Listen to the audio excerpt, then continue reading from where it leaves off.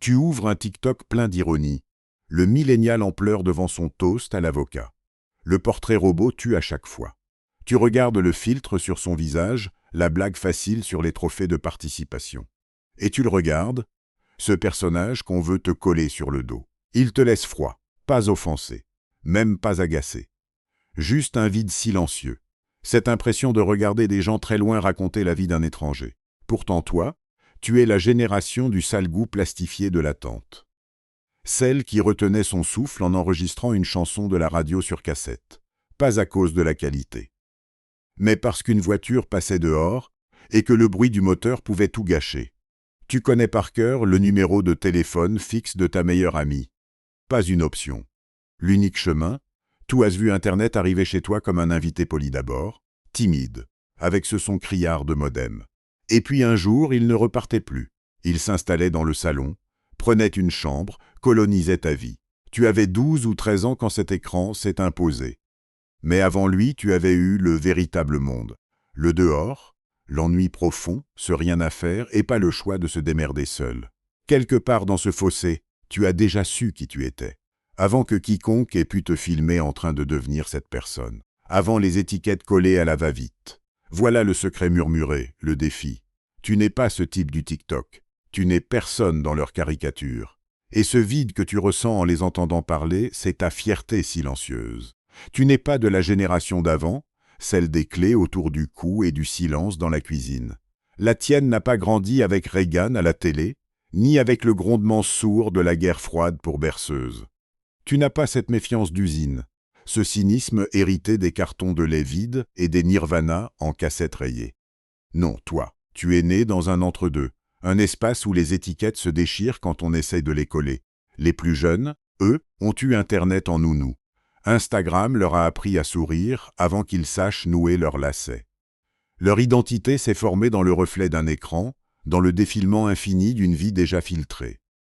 Toi, tu as construit la tienne ailleurs, dans le creux d'un arbre, caché des regards, où les secrets se disaient avec des mots écrits à la main. Dans des lettres pliées en 8, glissées sous une porte, où chaque silence pesait son poids de vrai. Tu as connu la solitude brute, l'ennui qui creuse un trou dans l'après-midi et t'oblige à inventer. Un monde où les seuls bruits viennent des oiseaux, du vent, de ton propre souffle, et puis un jour, le modem a crié. Ce bruit long, aigu, comme un animal qui apprend à parler. Ton enfance était déjà finie à ce moment-là. Déjà scellée, gardée dans une boîte en fer quelque part sous ton bureau. Tu es ce pont qui tremble entre deux rives. Trop tôt pour le numérique, trop tard pour le réel. Pas assez cynique pour les uns, pas assez connecté pour les autres. Tu te tiens là, dans ce corridor de temps, et tu regardes les deux mondes se renvoyer tes contours comme une balle usée. Dis-moi, qu'est-ce qu'on devient quand on est le seul à se souvenir des deux bords? Tu es ce pont, et le pont a sa propre psychologie. Elle n'est pas décorative. Elle a été coulée dans un silence très particulier, celui d'une époque qui t'apprenait à te suffire avant même que tu saches ce que suffire voulait dire. Les X t'ont précédé sans t'attendre.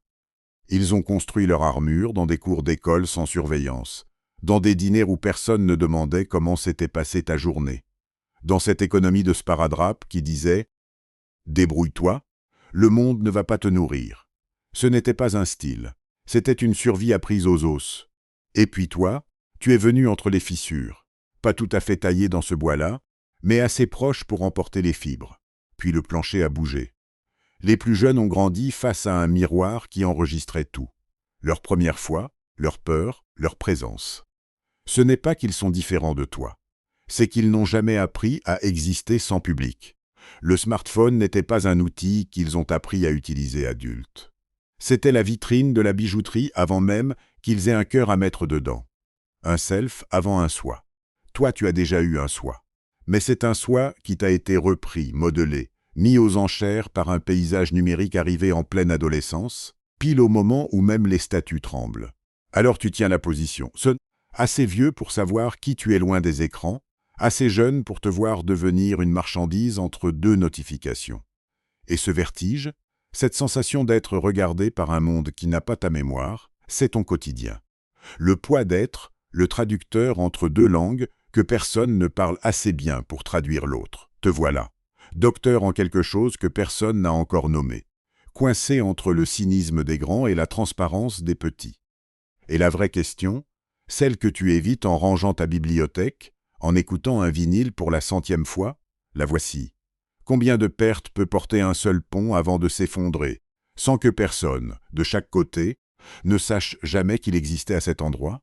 Tu as eu une enfance pleine, dehors. De l'herbe dans les genoux, des cicatrices dont tu ignores encore l'origine, des étés qui duraient 3 mois sans qu'un écran ne vienne les rogner. L'ennui, ce vide fertile où tout pousse quand rien n'est programmé. Tu as appris à construire des mondes avec des bâtons et des cailloux, à retenir les numéros de téléphone par cœur, 8 chiffres pour rejoindre un ami, comme un code secret partagé à voix basse dans une cabine perchée dans un arbre. Puis l'écran est arrivé, une promesse lumineuse, une main tendue. Il disait « Viens, je te donne tout ». Il ne disait pas « Je vais tout prendre », car ce que personne ne pleure assez fort, c'est que le monde remplacé est mort en silence. Les cassettes enregistrées patiemment, le doigt posé sur le bouton Play Record, dans l'attente exacte que la chanson passe à la radio. La cabane maintenant numérisée dans une photo qui ne sent plus le bois sec. Les secrets chuchotés entre les planches devenues des DM, visibles mais sans consistance. Tu portes dans tes doigts la mémoire d'objets que tes enfants ne toucheront jamais. Un étui à CD qui claque vide, un Minitel qui clignote. Vertigineux de réaliser que le médium par lequel tu comprends, le monde est aussi celui qui ronge ton histoire. Les algorithmes aujourd'hui classifient ton enfance comme une anomalie statistique. Ils ne voient rien de cet entre-deux. Toi, tu mesurais ton quotidien en petits gestes tangibles.